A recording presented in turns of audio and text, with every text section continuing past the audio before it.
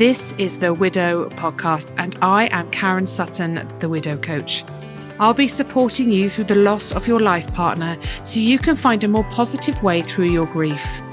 I want to give you hope after loss and to know that when you are ready, you can create a meaningful life for yourself with the help of me, Karen Sutton, and the Widow Podcast.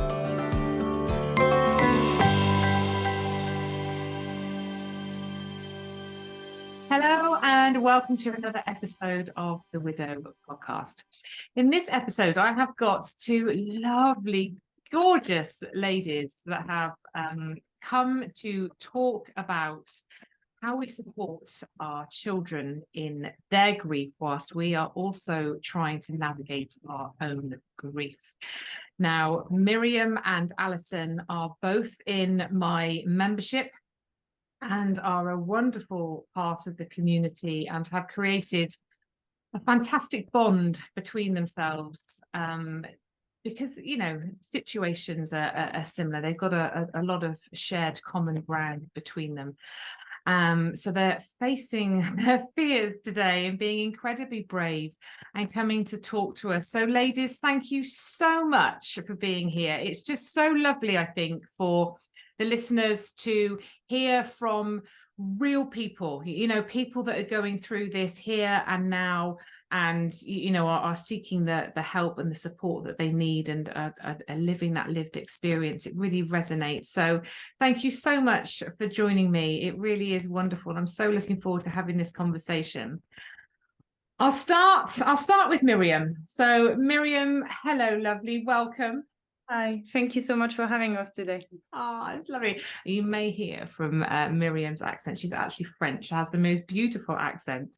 But Miriam, it's lovely. It's a pleasure. Do you want to tell us a little bit about your story and how you came to become a widow? Okay, no worries. So my name is Miriam. I am going to turn 33, next week. And I lost my husband James in November 2021. He died after a diagnosis of a brain tumor, and it happened within 5 weeks. There were no prior symptoms, so it came in as a huge shock. So this is how I became a widow. I live in the UK, but I'm French, and I have a wonderful 3.5-year-old daughter called Layla. Oh, bless her. Full of life. How long have you been over here, Miriam, living in the UK? In the UK, 11 years. I was meant to return to France, but then secured a very interesting job. And then I met James the same year. 2015 was my year. I was 25 and secured my dream job and the love of my life. So I stayed a bit longer than expected. Oh, bless you. That's amazing. I always think that's so brave to go and live in another country, you know, and they speak a different language as well. Amazing, amazing. Thank you, Miriam. And Alison, welcome, lovely. It's lovely to have you here as well. Thank you, Karen. Thank you so much for having us. It would probably take a whole podcast episode to explain what it means to me to be here in this way and just to be speaking to other widowed parents and to be using my voice in this way. It's a really big deal. So thank you so much for having me. I was widowed 3.5 years ago, September 2019. And a bit like yourself, Karen, it was a normal day. Raymond, my husband, was here for breakfast and gone for lunch. So he died in a sporting accident. He did a sport called kite surfing, which is flying a big kite on water. So you're on a surfboard and it's a big sports kite which is pulled along in strong winds, and something went wrong. We don't quite know exactly what went wrong. It was sort of a freak accident, and he was dragged inland and crashed into a sand dune and died instantly from a chest impact injury. So he was 42 and I was 38. I've just turned 42 now, so that's got its own its own feelings coming up.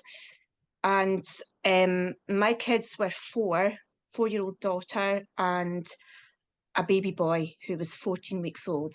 So just sort of coming out of the postpartum stage, life was still quite chaotic, and then our lives got completely turned upside down again. So that was the start of our story. Huge. I mean, just both losses were incredibly quick. I know, Miriam, you had 5 weeks from diagnosis to when he died, but that's still such a short period of time, isn't it? In the grand scheme of things, it's nothing. And Alison, it's so sudden for you. So I'll come back to you, Miriam. You only had 5 weeks, so how old was your daughter when you got the diagnosis, and what did you do about explaining that to her, or was it she's too young? So James started having headaches in summer 2021, but he had a scan in August, and the scan came back clear. I was very worried because of the pandemic. I had a lot of anxiety. I mean, we were still in the pandemic. There was still the pandemic, and I had Layla in 2019, but Layla was a twin, and I lost one of my twin babies. I lost my twin boy. So I was very anxious. Anything to do with health was a massive issue for me. Layla stayed at hospital for 3 months. So when James had his headaches, I just wanted him to be checked immediately. So I booked a scan and everything came back clear. So I had no reason to worry. But then one day in October, he came back home and he mentioned that he almost collapsed. He was a teacher and his manager had to take over from him. And I took him to the doctors. They prescribed some medication for migraines, and they said, you're probably very tired. You need to be signed off. So he was off work. I think initially for a week, they said, take a week off and just rest. But then after a few days, I spotted that something was wrong because he wouldn't even wake up to just have food. I had to just pester him so much for him to get hydrated. And I said, well, we need to do something about this. This is not right. I can barely recognize you. And he told me, it's fine, I will rest. I'm fine. It's fine. He kept on telling me it was fine. Eventually, I think that was 6 days after, and I was extremely worried at this point. I heard him scream. I was looking after Layla, and he screamed, and he said, my eye is gonna pop. And I picked up the phone. I just picked up the phone and I called the emergency number. And we were living in France at the time. And so they came in and James was very upset. He said, I don't want to go to the hospital. And I said, why? You need to be seen by a doctor. This is what you have, what you're describing is not right. And he said, I don't want to go to the hospital because I've got a brain tumor. And I said, oh gosh, I said, please do not talk like that. I said, I'm sure you'll be fine. Like I just didn't want to believe that he was right. So they took him in, and Layla was absolutely hysterical when the staff came in to just pick up James. And she cried and cried. I had to call my family to come and help me with her because I could barely recognize her. And they took James. I couldn't go with him because of COVID regulations, so he had to go by himself.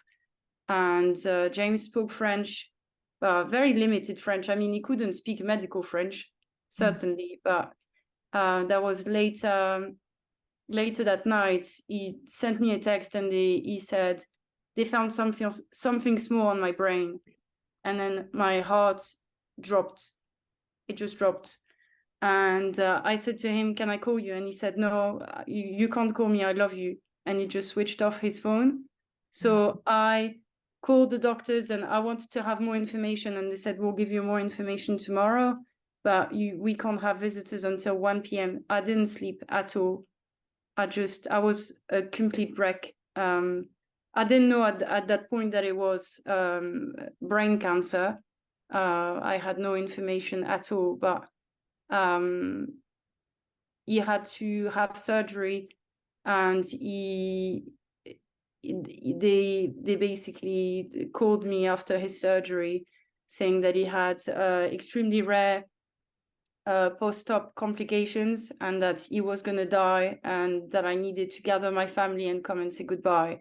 So we went from a brain tumor diagnosis, not knowing exactly what it was, to surgery, to them calling me saying he was going to die. And that was in the space of 5 weeks. So I never got to explain to Layla what was happening, because in my head and in my heart, I didn't want to believe that he was going to die, or at least not immediately. I thought perhaps he has brain cancer, but surely we have a bit of time to just talk about things. But it never happened this way. So how did you tell her after James had died? How did you approach that? So I remember the strange thing with Layla is that he was in a coma. I mean, he opened his eyes, but I couldn't recognize James. I thought that he was gone before he died. It lasted 11 days. They called me to say that I needed to come and say goodbye, but he actually survived for 11 days, and there was absolute torture because I didn't think I was gonna get James back at this point, and seeing him in that state was absolutely traumatizing for me. But the day before he died, Layla was sat in her bed and she was chatting away, and I just entered her room and I said, what are you doing? Who are you talking to? And she was about to turn 2. She was turning 2 3 weeks after, and she told me, I'm talking to Daddy. And then I thought, oh my gosh, I'm sure he's gonna die. And he died the day after. I know it sounds very weird. I can't explain. I'm a very rational, logical type of person, but I can't explain this. This is what I saw, and this is what I witnessed with my child. It felt like she knew before we even knew that it was coming. So I don't know if he came to say goodbye. I know it probably sounds very crazy to anyone that hasn't gone through this journey, but I feel that he came to say goodbye to her before he died. Do you know, I don't think it does sound crazy, because I think there's such a beautiful openness and innocence with children. And had an adult or an older child maybe experienced what she was experiencing in that moment, you'd have questioned it. You'd have second guessed it. You'd have gone, that's ridiculous. I sound mad. This can't be happening. Do you see what I mean? But at that age, you don't layer things. You know, you're so much more open, I think. So I don't think that sounds mad or crazy or anything at all. I think it sounds like it was a moment. It was definitely a moment, whatever that was, and lovely that you were able to hold that for her, really, rather than, I think sometimes it would be easy, wouldn't it, to say, oh, don't be silly, or you know, maybe dismiss it a little bit. But so hard, Miriam, so much to think about and absorb and process yourself, let alone think about how you're going to relay that to your daughter. And like you say, you know, you had already lost your son, and so you know, you're already in grief for that as well. So you know, there's so much going on there for you, and thinking about how you're going to manage that with Layla is huge. Thank you for sharing that with us, Miriam. Alison, like you say, you know, your two were 4 and 14 weeks, so very different ages in terms of the understanding, and so sudden. How did you go about telling your children that Raymond had died? So the children were present when I was informed by the police. So Raymond had been sort of missing for, I guess you could say, for an hour or two. He was late home. I couldn't get hold of him on the phone. And I think I knew, like, I was panicking. I was frantic. Even though there's other times he's been late or not answered his phone, there was just this gut feeling that something really wasn't okay. And it got to the stage where he was so late and hadn't answered his phone that I was actually almost waiting for a police car. And what you were just saying there about the innocence of the kids, when I was looking at them, looking out the window, and I was sort of pacing the floor, so I put a cartoon on for them. And I remember looking at them and just the innocence in their faces and the kindness in their faces was just so evident. And the chaos that was going on in my mind compared to that. Mm. So the police arrived, and it was just this silent vehicle arrived. There was no sirens, nothing. It just looked like somebody was arriving, like a friend was arriving at the door. There was no sign of emergency. And I just knew before they even came in.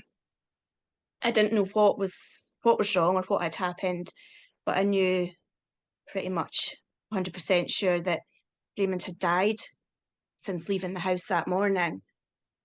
And the police came in, so the children were present.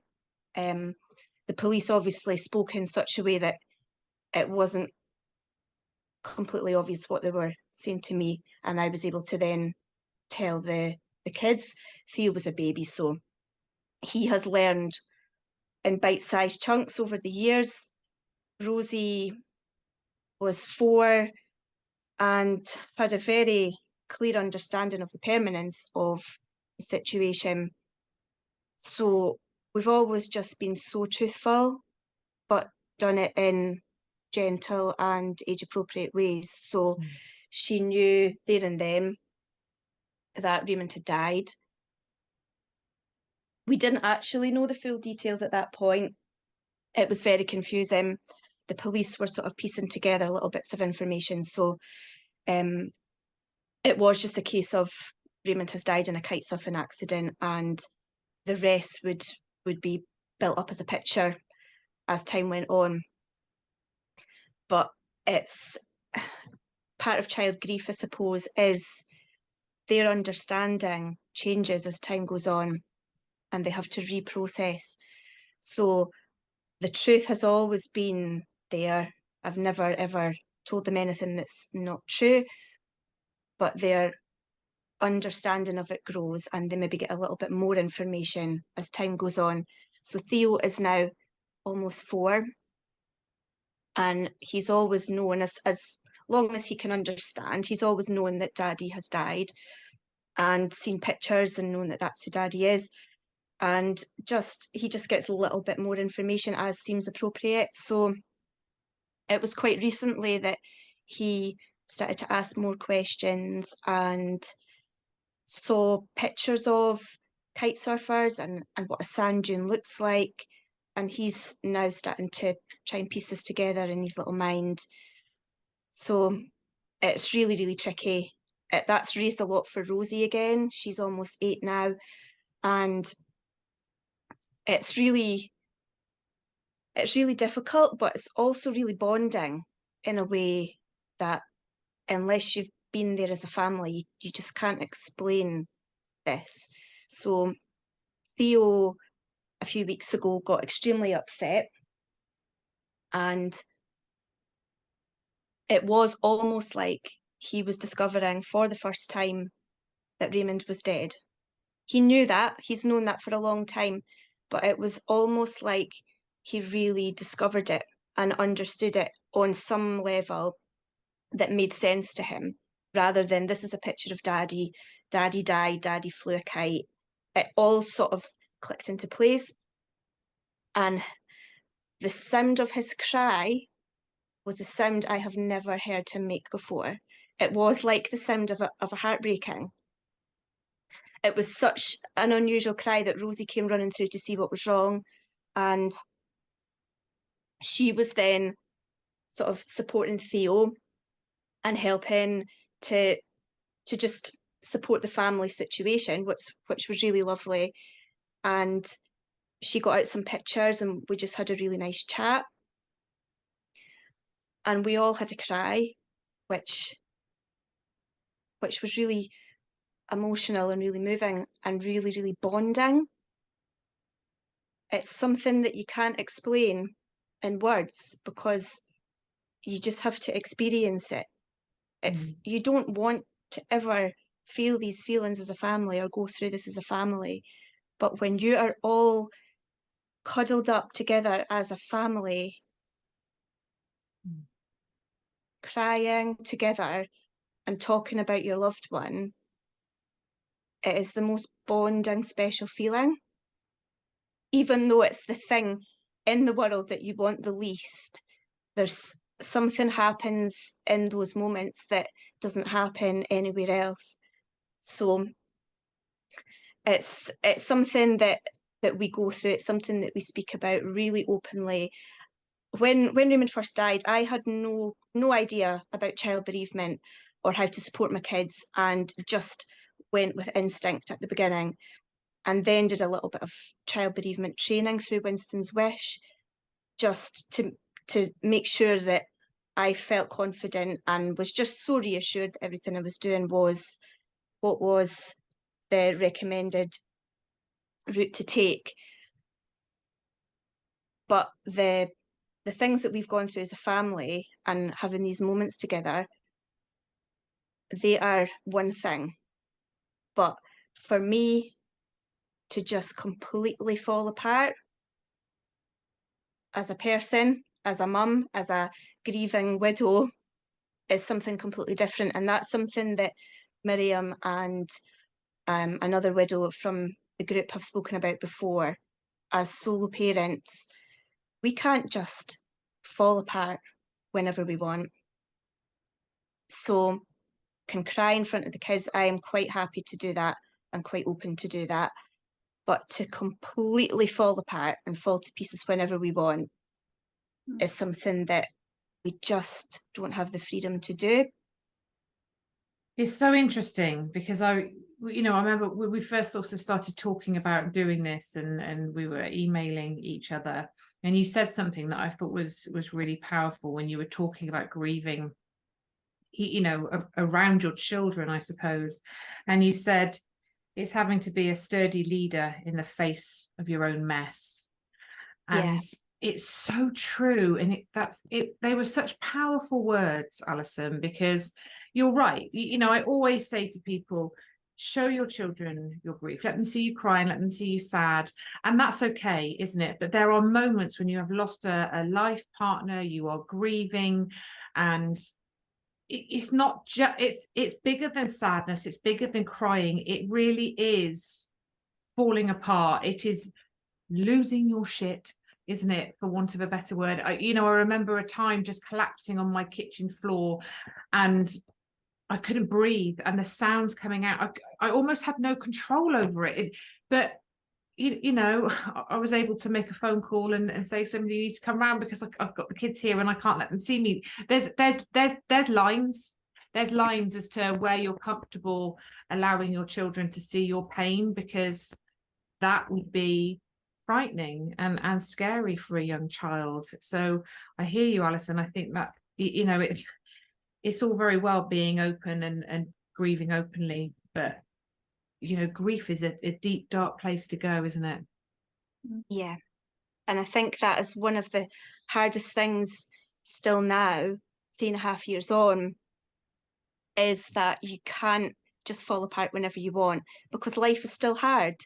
Life still has its ups and downs, and Raymond is still not here to support you through any of the tricky things in life. So you've just got to be there to support the kids and be their sturdy leader, with nobody at home ever supporting you through anything. So I do wear my heart on my sleeve, and the kids know when I'm upset. They see me angry, they see me frustrated. We're very open about feelings. We talk about them a lot. It's really important to me that happens at home. That's one of my sort of core values as a parent, that all feelings are very much allowed. And not all behaviours are allowed, but feelings are very valid, and that everyone is seen for the feelings that they're having in that moment. So I really try not to grieve silently at home, but you cannot just fall apart. And I think your grief just gets interrupted, doesn't it? Like, I mean, the first year is like a white knuckle ride. It is just like you hold on tight, the adrenaline, the shock, the stress just gets you through, but you're not fully present in your grief because everything just keeps interrupting it.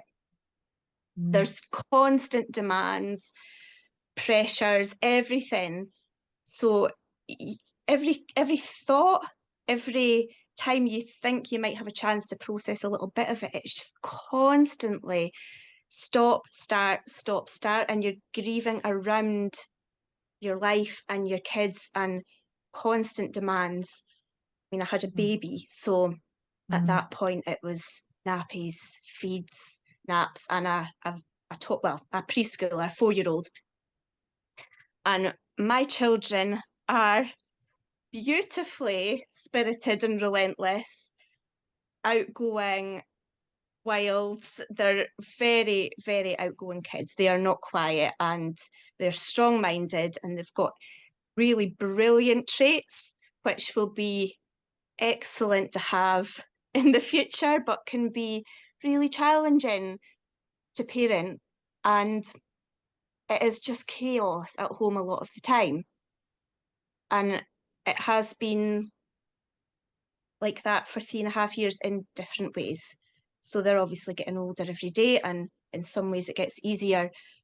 But the level that we operate at home is like, go, go, go. It's loud, it's noisy, it's full of action, and it is constant demands and interruptions.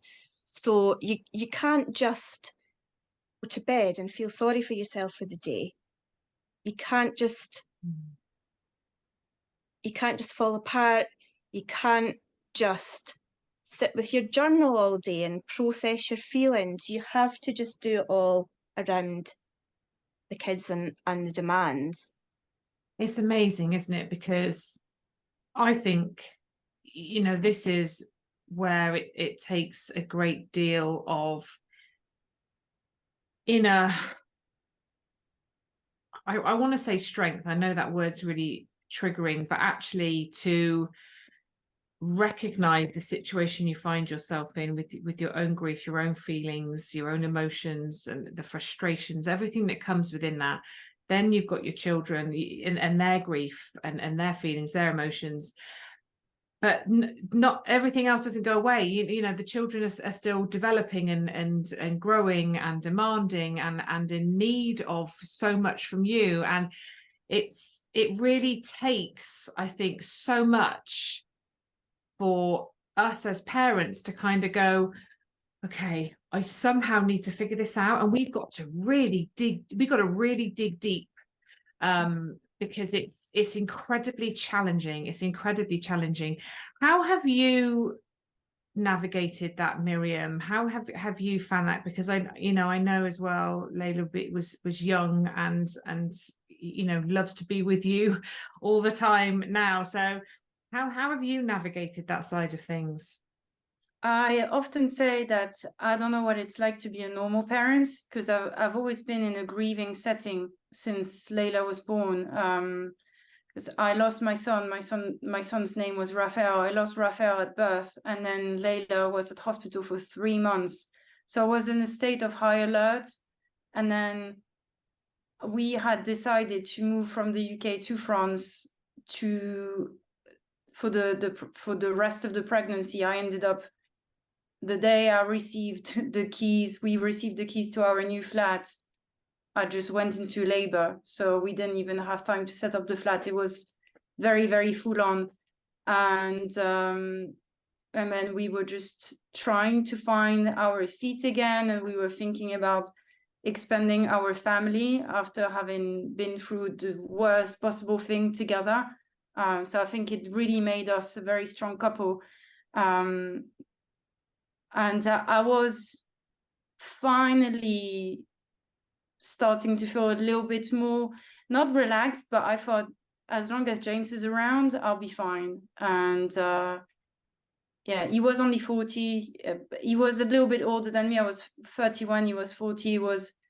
I thought he was the coolest person in the world, like the most handsome, smart, funny. It was instant love when I saw him the first time. And I thought, as long as I have this person by my side, I will be fine. And then losing him, it just shook me to my core. I just didn't know what to do at all. And Layla was very anxious, and she still is an anxious child on the whole, because he left and he never returned home. So we were very open with Layla about the loss of her twin brother as well.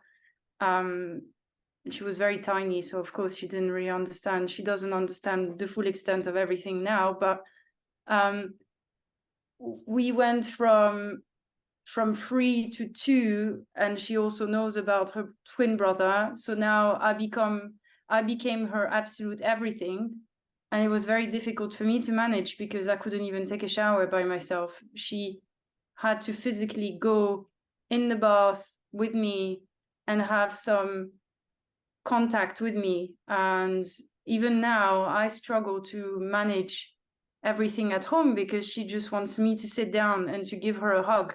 She wants to constantly be on top of me and cuddling me. And I mostly work from home, but my office is in London. If I ever go to London, she tells me, don't go to London, it's dangerous, which is so, it is sweet, but at the same time, she shouldn't even be thinking about the things that could happen to me. She should live a completely carefree existence at this age. And that's not the case with Layla. She's really, really attached to me. So I can relate to what Alison was sharing. That's the constant pressure of parenting. Parenting is hard. It's hard enough as it is these days.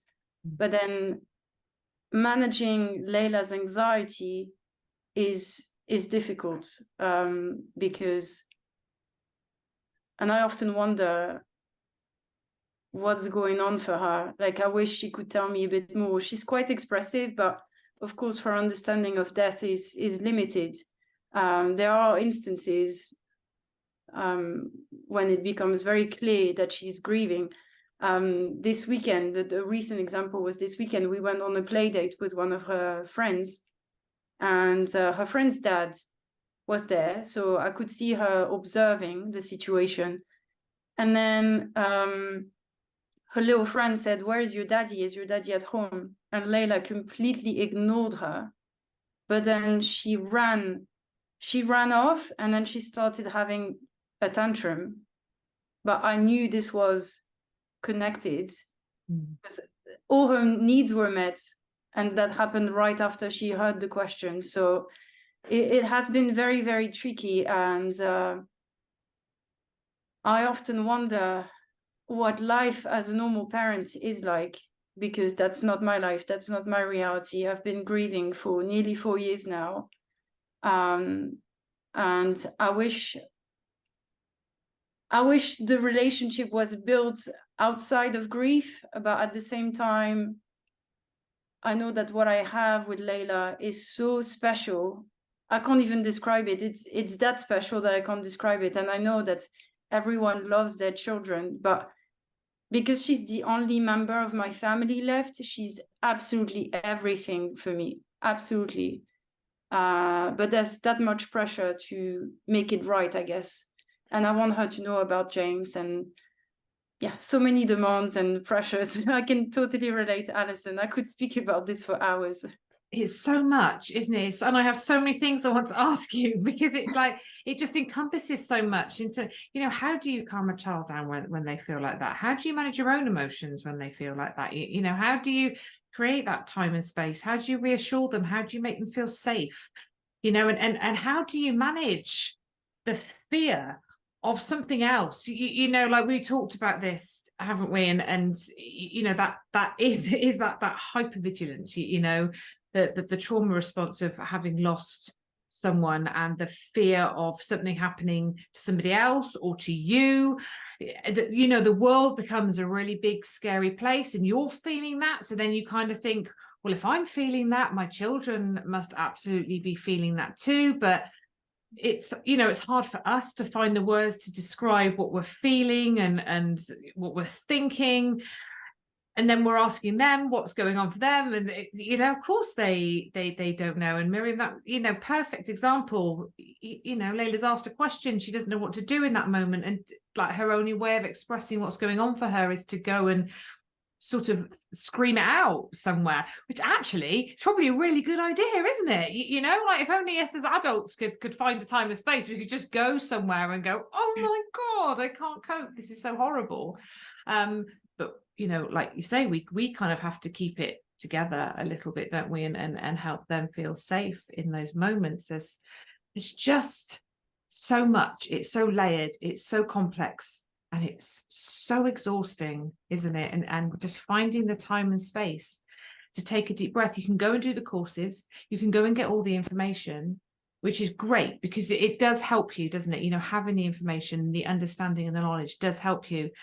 But putting a lot of these things into practice in real life can feel really quite impossible, actually, because when do I do those things to allow me to process my grief, and when do I find the time to get my child to do the things as well? It's huge. Miriam, did you have any support in terms of, for Layla, from, I know Alison said she did a course through Winston's Wish and stuff to help herself. Did you have anything, Miriam? She had been supported as a premature child for different things. They were tracking her milestones mostly. When she was born, I was told she was not going to survive, and then I was told she was going to have loads of health issues, and luckily she's fine. So I worked with the same people when James passed away. They just put me in touch with a child therapist. But it didn't really last long because they told me that because Layla was very expressive, they felt that there wasn't any need for regular support. She's not displaying any unusual behaviors at preschool. She's able to tell me what's going on, and for them it was enough of a sign that she was okay. But of course, when she talks about death and when she asks questions about James or her brother, I think it's uncomfortable, but mostly for the adults around. I think for her, it's a natural thing to do, to ask questions. But I think adults around are really worried when she displays that sort of behavior. You know, we were even discussing this morning with my sister, and she said, perhaps we shouldn't talk about James this much, perhaps. And then she just sent me another voice message saying, actually, what do I know? I don't know anything. I don't know if what we're doing is the right thing. I don't know. It seems that in this society, death is the big secret. No one wants to talk about it, and that's why we feel so unequipped. And this was my sister talking, and she felt very similarly to how I've been feeling. I think it's a big secret no one wants to talk about. We know we're all heading towards this direction, yet it has to be hidden. And this is a shame. I think we could really benefit from talking about it a bit more. And I think that's the reason why I'm doing this podcast. It's totally outside of my comfort zone, but I want this topic to become a bit more present. And I don't want people like me or Alison or any widowed parent to feel like they're suffering on their own. Absolutely. I know. Same. This is why I do it, because I just think, why are we so ill-equipped? We're all going to die, and we're all going to face death in our lives, and obviously our own death. So why are we not more comfortable talking about it? You know, why do we not have the words? Why do we not have the tools to deal with it. It's mind-blowing, really, when you think about it. But I love your sister's awareness there, Miriam, kind of saying maybe we shouldn't, and then actually on reflection, well, what do I know, maybe that's the problem we have, that we're not talking about it enough. Maybe we should invite it in more. So that's lovely, because people aren't always that kind of aware and open to it. Alison, how have you dealt with all of these things we've discussed with Miriam, but that, you know, I know for you that the hypervigilance has been a huge factor in it. What do you do when all this is going on for you? How do you manage it? I think a lot of it, grief takes a life of its own, and it's taken me a long time, probably till really recently, to realise that, and that there's so much out of control. So when Raymond died, the hypervigilance was extreme. I mean, I think I basically slept with one eye open for the first few months. I was just so terrified of anything else going wrong. And it was like, maybe if I don't go properly to sleep, that'll control that. If I'm not fully asleep, I'll be in control and nothing else will go wrong, and nothing else will go wrong for the kids. And you just want to protect them and yourself from anything else bad happening. And you then put so much pressure on yourself. You can't help it. It's a trauma response, but they've just lost their dad, and you've just lost your husband. We also shortly went into lockdown. All this stuff is happening to you and around you, and you're just so powerless. So I think you're just trying to get some kind of control, but even that is out of your control. It's just happening to you. And it's really chaotic, because at other times you're then, well, the worst has already happened. I couldn't have helped, I couldn't have controlled that, I could have done nothing about that. And you have periods of feeling quite carefree as well. And I remember speaking to Miriam about this before, and she was like, are you in my head? Like, are we the same person? Because we were speaking about content and things for the podcast, and anytime that we kind of said, what about this? What do you feel about this? The other person, and Gina as well, that's in the membership, we were all basically just validating each other so much. And yeah, it was like some of the time you're on this pendulum, and sometimes the hypervigilance is so extreme that you're just so anxious and jumpy and edgy and trying to control something. And other times you're just, well, the worst happened, and like, there's nothing we could have done about that, so let's get on with living. And you're just trying to find some kind of balance. So the balance is coming. It is coming. Slowly. It's taken, I would say, I'm 3.5 years down the line, and it has probably just been in the last few months. But even if somebody had told me all this at the start, I think you have to just go through it. Like, you can tell people you have to go through it, and all this will start to happen, but you have to just let it happen and go through it, and allow it to be. So, I mean, Raymond was a really hands-on dad, and to lose him, I was just like, oh my goodness, what are we going to do?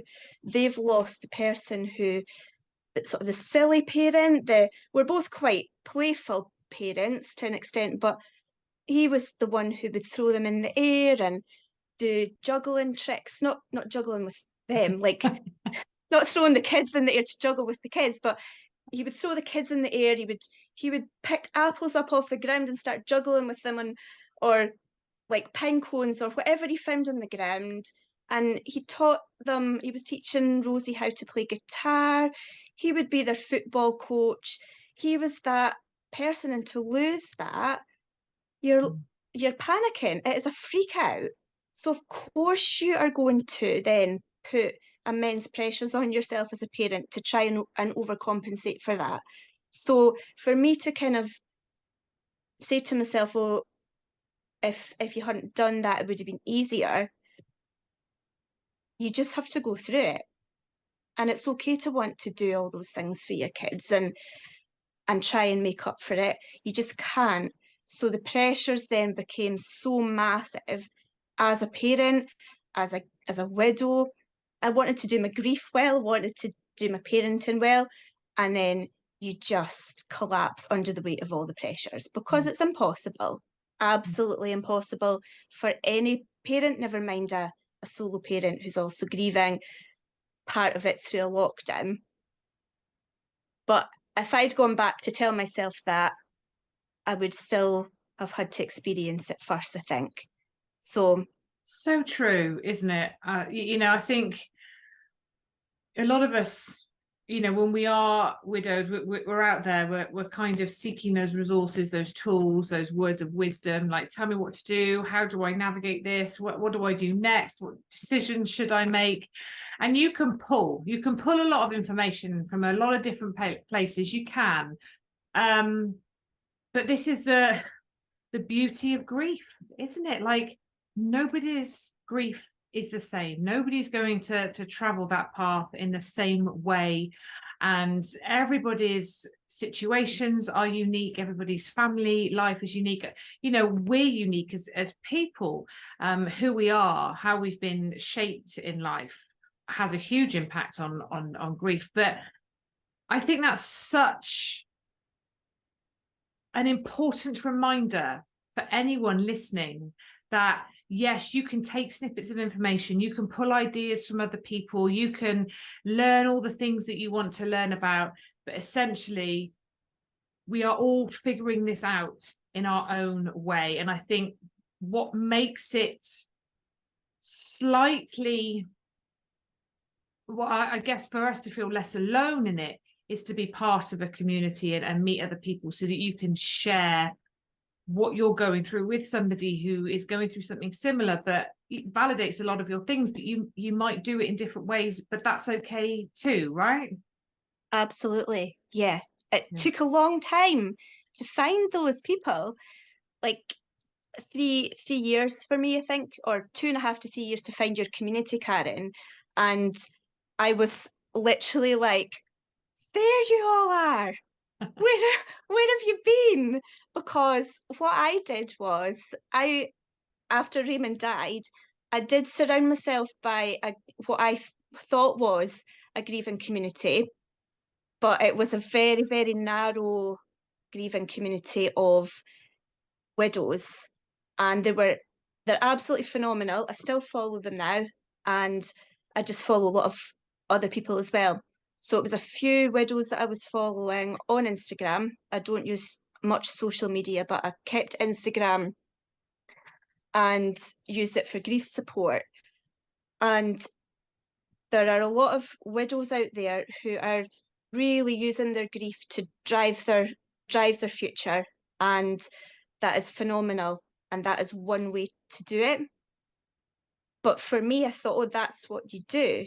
If you're not allowing this to tear your family apart, and I knew that wasn't going to happen to us, that wasn't an option, then you do huge things. You use your grief and you transform your life. You do a 180 on it, and you move mountains, and you do all these enormous, significant things with your grief.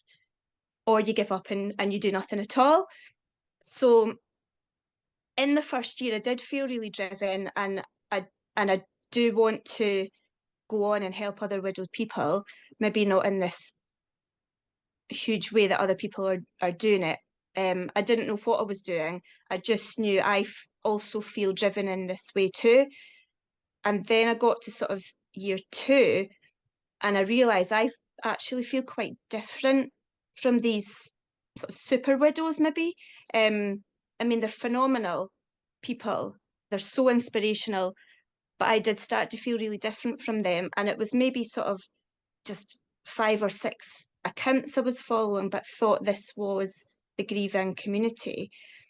And then eventually found yours, And it was just so refreshing to see a much more balanced and realistic picture of widowhood. And everybody in there is amazing, and everybody's in their own lane, and we're all doing it at a different pace, in a different way, but everybody is just celebrating each other's wins, no matter how big or small they are.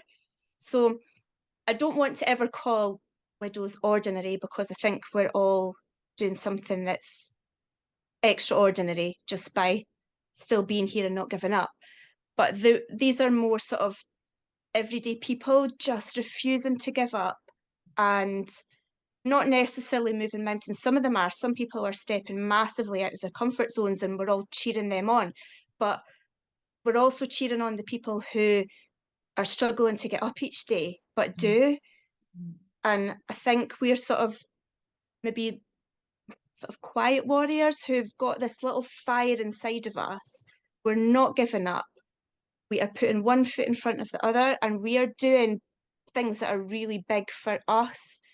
They just maybe look a bit different from what I was seeing. So in year 2, I started to feel really isolated and quite deflated, like I was doing it wrong. And that wasn't a good year.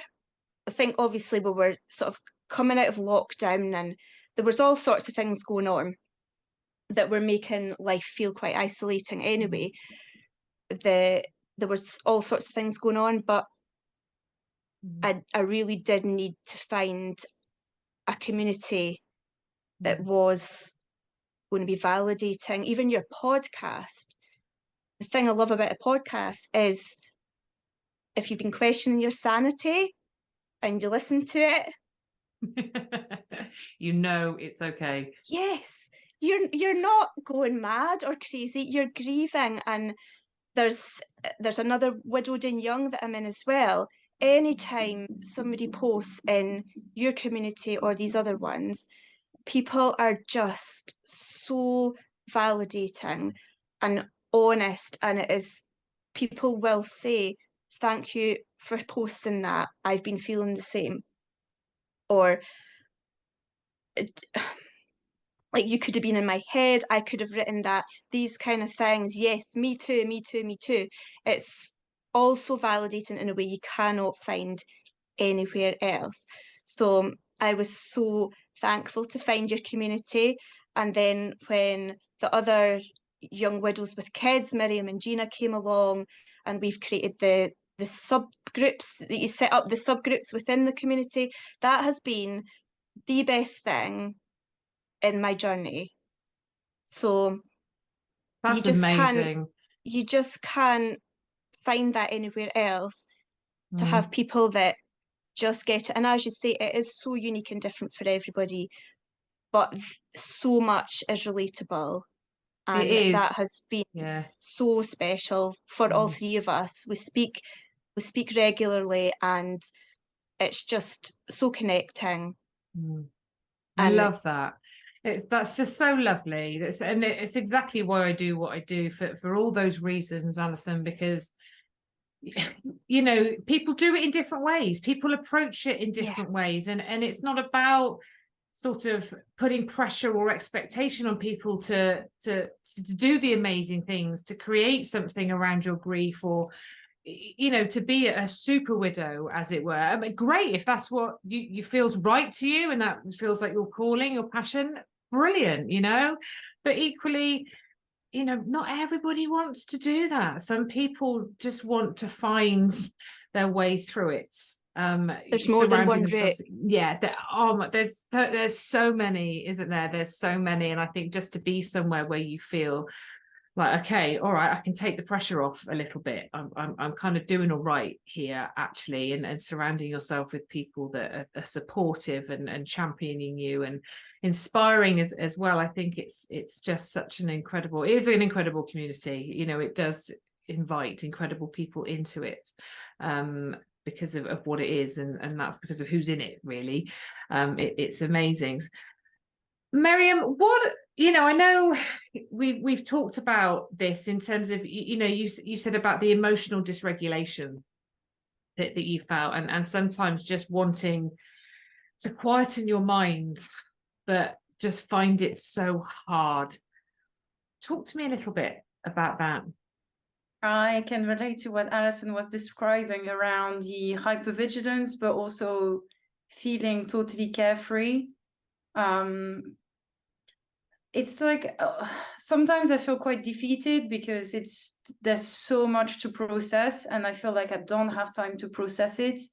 And it's 17 months for me, so I still really can't believe that he's gone. There's still so much for me to process. It feels very early. People think that after year one, you should sort of be over it, but that's not the nature of grief at all. And I know this is something that I will carry for the rest of my life.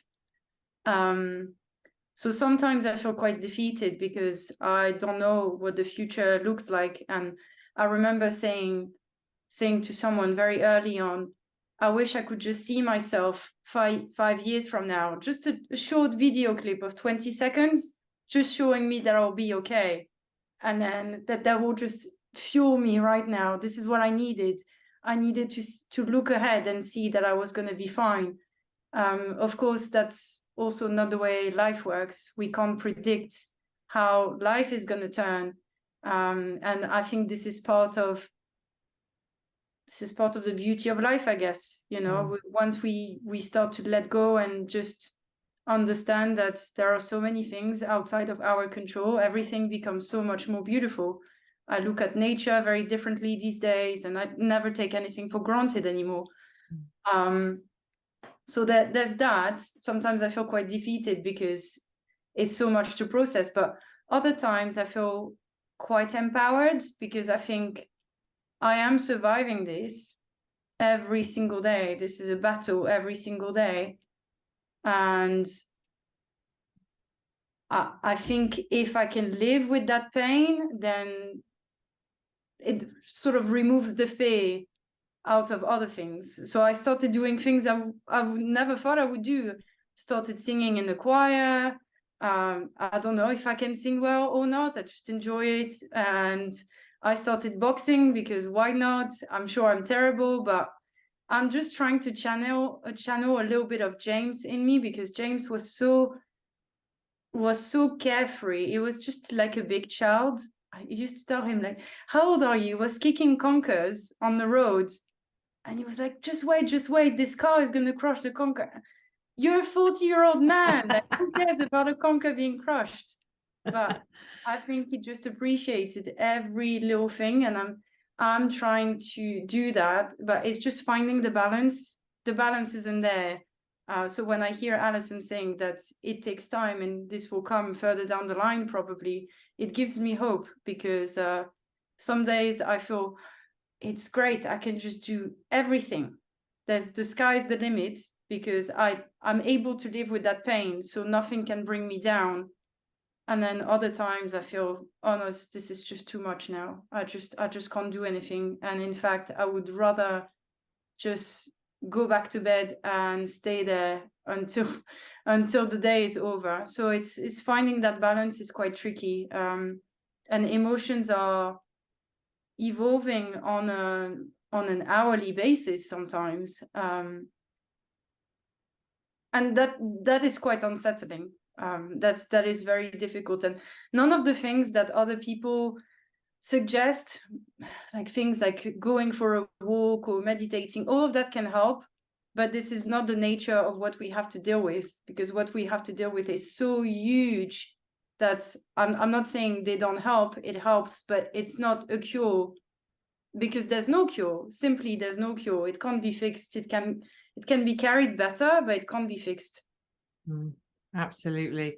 And as well, going for a walk, meditating, all of that kind of stuff, you need the time and space to be able to do that. And again, really hard when you've got young children and they have their wants and their needs. Like, well, when do I do these things? You know, I barely get the time to Shower. to shower. Yeah, exactly. There's just the little person stood outside the door waiting. Which is wonderful. It is wonderful. You know, it can also feel suffocating sometimes. You know, it is literally like, I just need 5 minutes, just want 5 minutes to myself to gather my thoughts, to think about my needs and what I want, and that can feel impossible, absolutely impossible in those moments. So do you find yourself, Miriam, overcompensating a little bit for the you know, the life that you and Layla are living, in terms of wanting to provide her with everything that you wanted her to have in life and that you wanted to have in life? Absolutely. I feel that I'm putting so much pressure on myself to be more like James. I'm trying to be myself, but I'm trying to channel James through me. And those are really high standards. I feel like, you know, sometimes people try to make it okay by saying, you're so young, don't worry, you will marry again. But James was so special. And I'm not saying that because he was my husband, but he was so special. The bar is so high. It's so high. And for me to channel James through my parenting is difficult. It's difficult because we're very different. We were very different. I had this carefree attitude, and I was the planner. I always had a plan in motion. I was the person that kept the structure in place, and he was the chief fun officer. Oh no, the chief entertainment officer, he used to call himself at home. So I am trying to be that for Layla, but I'm also very well aware that I am my own person, and I can't be two people at once, because this is such an unrealistic situation. So I think now I'm trying to do things a bit differently. I started last week to write a journal for Layla. So every day I just write 2 or 3 lines about James, a memory that popped in. Instead of keeping it inside my brain, I just write it down. And this is my way of honoring James, because I know that at some point she will be old enough to have access to this information. That's my gift to Layla. I am trying to be a good parent, or as good a parent as I can be. That was always the plan. Even if James was here, I would still try to be the best parent possible. But I also realize now that I need to let go a little bit and understand that I'm only doing my best. And my best is enough. And I love my child. And I hope that with my love, this was never the plan, but I hope that with my love and everything around her, everyone fueling her with memories of her dad, she will grow up being as sane as possible. I don't want her to be scarred, essentially. That's my big thing. I just never thought I would have to worry about these things ever. It's just, I feel so terrible that this is her reality. I feel bad for myself. I feel bad for James, because he's missing out on parenting, and that was his dream. He wanted to have 5 kids. So that was his big dream. And I feel bad for Layla, because she's missing out on a great dad. He was amazing with her. And I don't know if I can be as fun as he is, but I will try my best.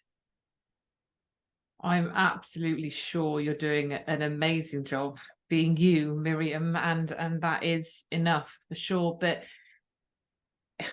you're right, you know, there's so much that they're not getting that you wanted them to get, to receive, to understand, to learn about life. And you know, I think about all the things Simon taught me, you know, and who I am as a result of having him in my life. And I wanted the girls to have those parts of him, to learn those things as well. And you try and teach it secondhand, don't you? Because it's important, but it's the delivery is not the same because you're not them. And you're right, you know, that there's grief within the grief. You miss them, you feel sad that they're not here to see the things that you're seeing. You feel sad for the children, they haven't got the dad that you wanted them to have and to experience life with. It's all so complex, isn't it? And so layered in so many ways. Because you're doing a course, aren't you, at the moment, Miriam, to sort of understand grief, because that's helping you channel a little bit about what you're doing. Are you wanting to do something moving forward around grief, or are you just doing this for now because it feels right? I did an intro to counseling because initially I thought about becoming a grief counselor, but turned out that counseling is not the route I want to go down to. I find that I just don't really want to have to go back into a full-time education with a small child and a full-time job. It seems really unrealistic. So I'm doing a program, a grief coaching program, and I'm not thinking about making this a career, but I would love to do something around where I live, just opening up a space for people to just talk about their grief. Because I think, as we mentioned, this is something that's not spoken about enough. And as a result, people feel incredibly isolated. They feel that they're doing it wrong. There's no right or wrong way to do it. There's only your way. And I just want to validate people the way I have been validated throughout this journey by Alison and Gina and all the other widowed friends that I made along the way. I have now more widowed friends than non-widowed friends, which is also very strange, but quite empowering in a way, because I know that I'm not by myself in this, and I know I have people to turn to in a time of crisis. And how important I think that is to us in our own journeys, you know, to be with people that do get it, that do understand. It does. It just helps us feel less alone, and it is empowering. It really is empowering, and being with people that not just understand because they get it, they understand, but also are wanting to find a way through it in a way, you know, not be defeated, I suppose, by the loss, which, you know, is understandable if that happens because it's huge and the impact is huge. But actually kind of finding people that go, yeah, you know, this is the hardest thing I've ever had to do, but I'm determined to find my way through it and create something lovely for myself and my children somehow in some way. And that's not sort of moving away from the grief or your person, but taking it with you. But, you know, like you say, Miriam, learning how to carry it more lightly, so that you feel like you can breathe again, you can find some peace in your heart and some balance. You know, it's so true that kind of roller coaster ride, the up down, you know, the feeling invincible 1 minute, like, yeah, I've got this, I can do whatever I want, I'm just all over this, I'm Superwoman. And then literally you're on your knees, aren't you, the next minute, and it's like, I really can't do this, I'm so tired, I just want to go and hide underneath my duvet. There was a wonderful quote that I shared actually on Instagram, something along the lines of you know, some days I feel like I can move mountains, other days I just want to stay under my duvet. Both are fine. And it's that, isn't it? You know, it's a real mixed bag of emotions. Alison, what about you? I know you've done a lot of journaling, haven't you? Do you find that a really good release, and are you going to use that in some way moving forward? Journaling and writing were a huge part of my toolkit in the first year particularly, but still writing is something that I find really helpful. And talking, so any form of being able to express feelings, so therapy and journaling are the things that have massively got me through. I think it's just so important to be able to unscramble what's going on in your head and free up those thoughts, and it helps you access parts of yourself and things that you might never have actually unraveled at all. They just would have stayed deep down. So I started journaling quite early on. I was encouraged to do that by the first grief coach that I had. And once I started, I really got it. I didn't know how to start, so I started by writing letters to Raymond, and that's kind of how I continued. Other days I would kind of have sort of journaling blocks where I just didn't want to. So I would just write that. I don't want to journal today. I don't know why. This just feels weird. And usually that would unblock it and I would be able to write something else. So I would start by telling Raymond about what we'd been up to, and usually some feelings would come and I would feel a lot lighter afterwards. So from that came, I then wrote a poem, which was just really part of my healing and a way to process things. And I've now started to write a book, which may or not end up in print, who knows, but it is so far just another part of my process and getting everything out. So to tell the story and hopefully one day maybe to help some other widowed parents. So it's hugely about how the kids and our new team of 3 has come about, and how we've rebuilt ourselves as a team of 3. And the kids actually teach me more every day than I can ever teach them. So Wow. that is just a fact. And they inspire me every day. They are incredible. It's really challenging. It is really, really hard. But there is so much every day that they teach me about myself and about how we can improve and grow as a team. And a lot of that is, the growth is actually about stripping ourselves back, because our lives have become more simple, and it is actually not a bad thing in a lot of ways. Obviously, losing Raymond will never be okay, and I will never call my grief a gift, but there are ways to find gifts within your life and within your grief. And one of those things for us is finding beauty in the simple and finding joy in the everyday. So the kids are absolutely paramount in that. If we're going to do something and I ask them, like, we've got a free day coming up, there's no chores, there's no clubs, there's no appointments, that's kind of how our lives usually roll.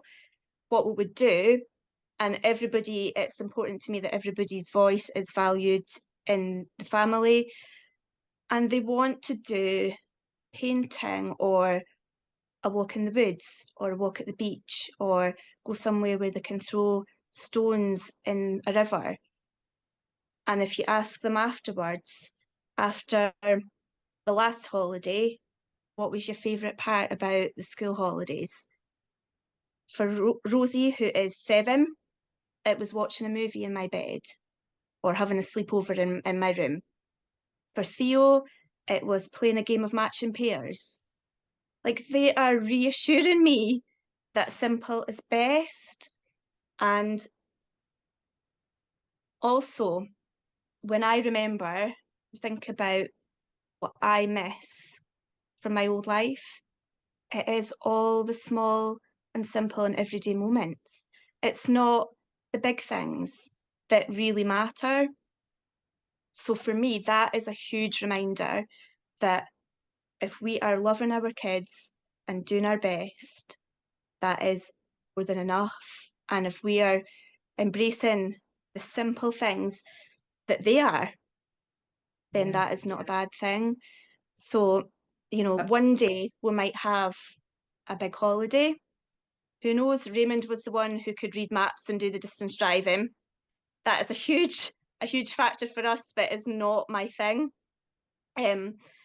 Financially and just our capacity as a team of 4, things are different, and it's learning to accept that and work with what we've got. So I've kind of looked at what adventures are on our doorstep, and making the most of them. And that's what the kids love. They love running about in their bare feet on a beach. They love climbing trees. They love snuggling up on the sofa or climbing in my bed on a morning where we don't have to rush. And it's really trying to be present in those moments and savour them, because that's what I miss from my old life. It is the hugs. It's somebody making you a coffee. It's holding hands. It's those small things. So that's a huge part of content of my writing now, is about the simple things in life and finding your own way. And it's not going to be the same as somebody else's. It's your way, and there's more than one route. There's only your way. Yeah, I think it's so lovely. I mean, the two things that I think have been huge for me in my journey as well, in supporting, you know, my girls, is that actually they've taught me a lot. They have taught me so much about life, about what's important, about grief, about how we communicate. So, you know, our children are incredible. And actually, if we can be open to the fact that they can actually teach us so much, it helps hugely, because as we kind of said at the beginning, that they don't layer things up like we do. You know, they are a little more pure than we are, and they're so much more open, I think, and generous. And I think there's definitely a lot of gifts that our children can give us. But also, do you know what? I think all they want is your attention and your love. It's that simple. And you're so right, Alison. We overcomplicate things. We put so much pressure on ourselves. We expect so much. We think we've got to be mum and dad. We've got to provide them with the life that we'd imagined that they would have, with you know, the family that we wanted them to have. And just, you know, these are all natural kind of thoughts and wishes and wants. Of course they are. But when you strip it right back, what do they need? What do they want? What's going to help them?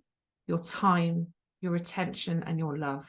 You know, like, and I think it's true for us as adults. What do we want in the depths of our sadness, of our grief? We just want somebody to make us feel safe, to make us feel loved and supported, and that give us their time.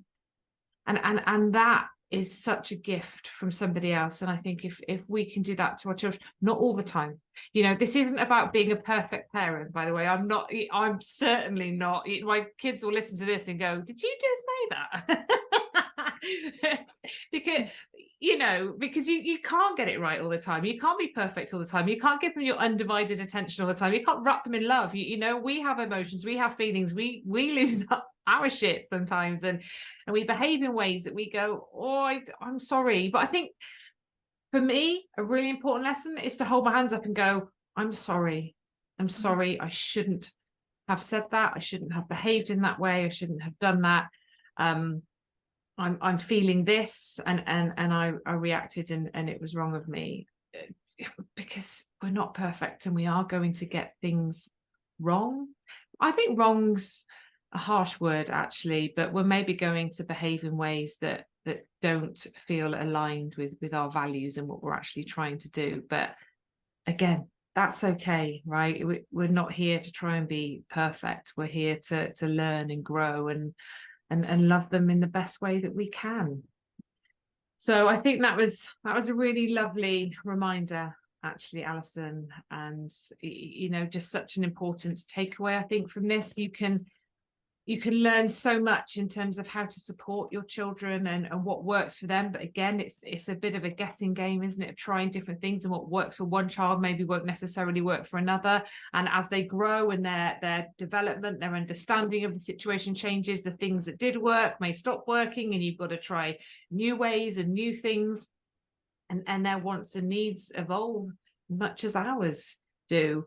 And we're just constantly trying to figure it out, aren't we? Like one step at a time, with some self-compassion along the way. A lot of self-compassion along the way, I think.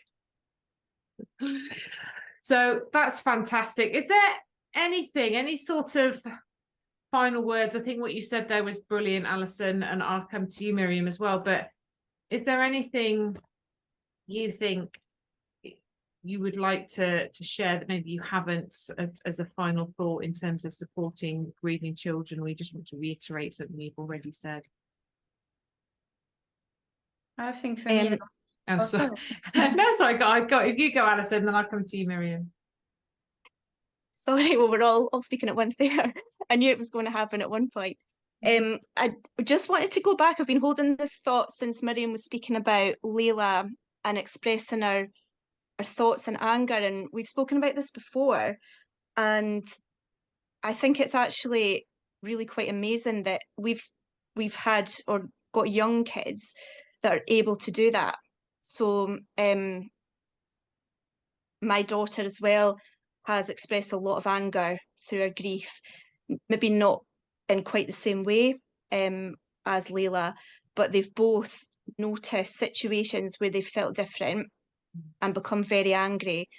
I think Miriam, Layla was able to really express that in clear words, like, I am angry because they've got a dad and I don't.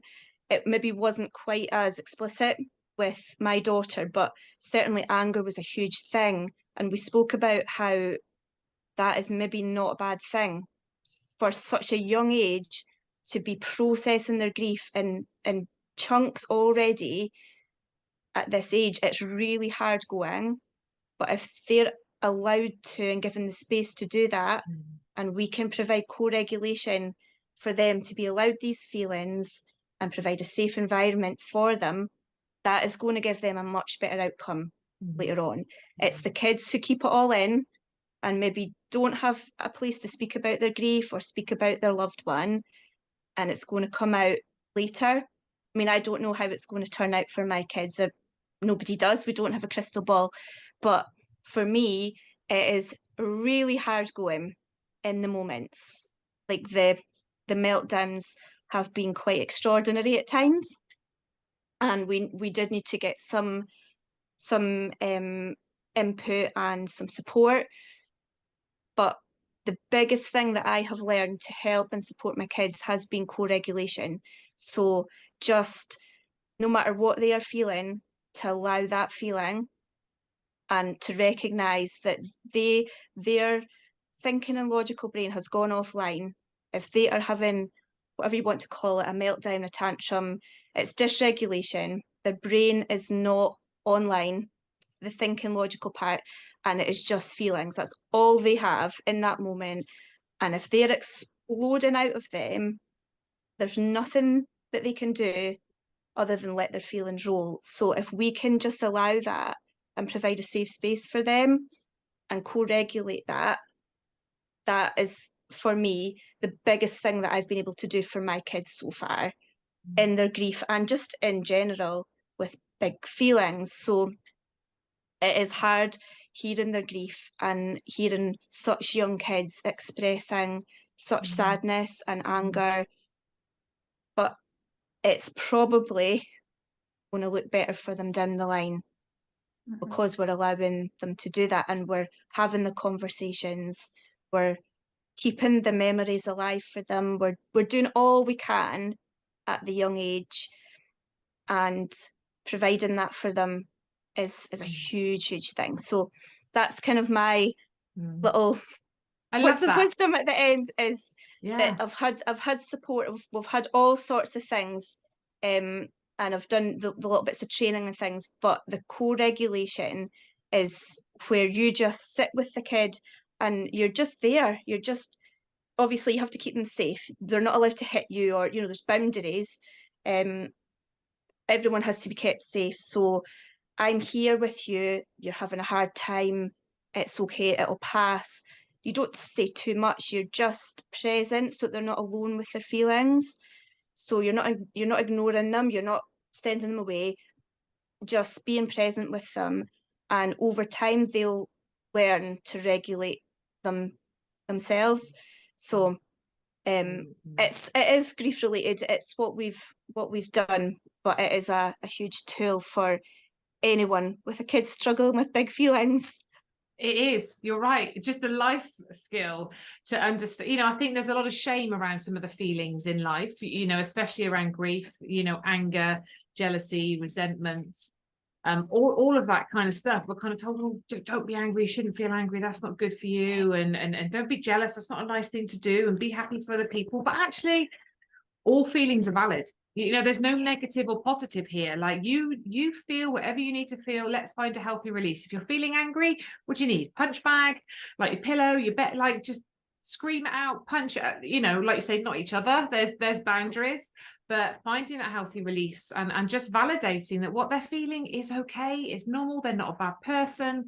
And I think, that's a lot of our experience in life, isn't it? When we're not happy, when we're not smiling, when we're not okay, it's like you're told that you shouldn't be feeling a bad way, a sad way, and especially in this world of toxic positivity, and like be grateful for what you've got and it's all good and smile and get, it's so that is an amazing, I think, place to kind of end on for you, Alison, in terms of passing on what you've learned and what's been the most helpful in terms of helping our children, but also ourselves. I think reminding ourselves it's okay to feel these things, because we forget as well, right? And we feel these big scary emotions, and actually you kind of go, it's all right. It's reminding ourselves all of this is okay. It will pass. We will find our way through it.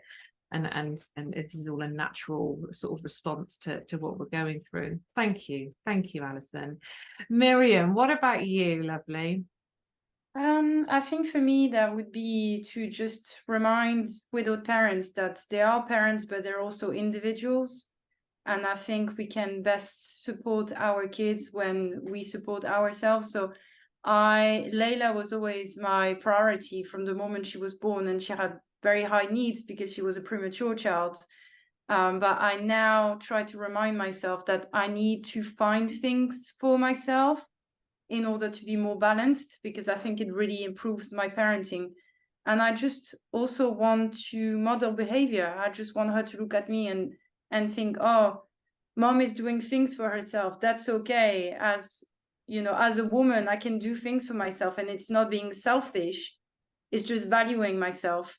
Because I think oftentimes women don't have that. I mean, widowed or non-widowed, women are just sort of programmed by society to just be a parent and just forget about their needs. And I think needs have to be met. And this is what I'm trying to model for my child. And I've looked at things that could support my well-being a lot more. This year. Year one was absolute survival mode. I moved from France to the UK, and I had to support her through going to a new preschool and finding new people around to support me. But year two was all about finding connections, finding a community, find your people. It's okay if your friends aren't that great. They probably don't know what to say. They're probably completely out of their depth. They might or might not come back, but just find your people, just join communities. That's the best thing that I did. Very early on, I posted on Facebook, and somebody recognized herself in my story, another widow, and we started chatting daily, and we didn't really know what to do with Christmas. It was very raw for both of us, and we just decided to escape together and have Christmas together with our 5 kids combined. That was a wild trip, but it was really validating and empowering. And this is by far the best thing that I have done. So just find your people, find hobbies that might support your well-being. I'm not saying this is a cure for everything, because what we carry can't be cured at all. It can't be fixed, but things that will empower you and just make you believe that life can be good. Not all the time, but I think about singing. For me, every time I come out of this choir session, I feel, oh my gosh, this is so powerful. This is so beautiful to sing with a group. It's the small pleasures in life that we take for granted. So yeah, to I think that, you saying about modeling, I saw Alison was like thumbs up, cheering you on there, sort of about we are human, we are a person in our own right too, and we have wants and needs. And as you can be very focused on your children, your child and their needs, but actually we do have to model the behavior that we want them to develop in life. Children do what you do, they don't do what you say. And if you're not backing up your words with actions and behaviors, that they're going to copy what you do, whatever that is. And it's really thinking, what sort of values, what sort of belief systems do you want your children to grow up with? And then you have to live those out, to really make that message strong. And I think we are important too. Our needs are important too, and we need an outlet. We need to find some joy in the darkness. They might be tiny little snippets of joy, and like you say, singing. And I know you're taking up boxing as well, and some people like the creative art side of things, and there's so many things we can do. But tending to your own needs and finding people that support you absolutely supports your parenting. This has been such an incredible conversation. You guys have shared some real nuggets, words of wisdom, and I'm sure so many people are going to relate to so much of what you've said. I certainly do. And it's tricky. It's really tricky. And I think just meeting people that understand how difficult it is, navigating your grief, trying to bring up your children in a all-round kind of way that enables them to become the people that you would like them to become in life, sort of wrapped in love, and then their grief is as well. It's a lot. It is a lot, and it can feel very lonely. So I think to meet people that get it, that are going through something similar, is incredibly beneficial. And the bond you guys have created, and with Gina as well. I know Gina's part of your little group that you've got. It's wonderful to see, and I really do appreciate you coming on and sharing with us all. It's been amazing. We could carry on talking. There's so much, isn't there? Maybe we'll do a part 2 at some point, because there is so much, and I can't wait. Maybe one day, Alison, there will be a book. Maybe not. Who knows? But right now, it's the writing for you. I know you're incredibly eloquent. You really are. So I hope it happens. I really do. I would love to read it. And Miriam, I'm sure whatever you go on to do with your grief coaching will be incredible too. You've been through so much with your losses. They are huge losses, and there's so much more support out there that's needed. So thank you so much, ladies. Thank you for sharing. Thank you for being open and vulnerable and honest. It means the world. Thank you so much. Thank you so much for listening to the Widow podcast with me, Karen Sutton. If you would like to be part of a supportive community of people who understand your grief, come and join my free Facebook group, Widowed and Rising. And make sure you tune in to the next episode of the Widow podcast.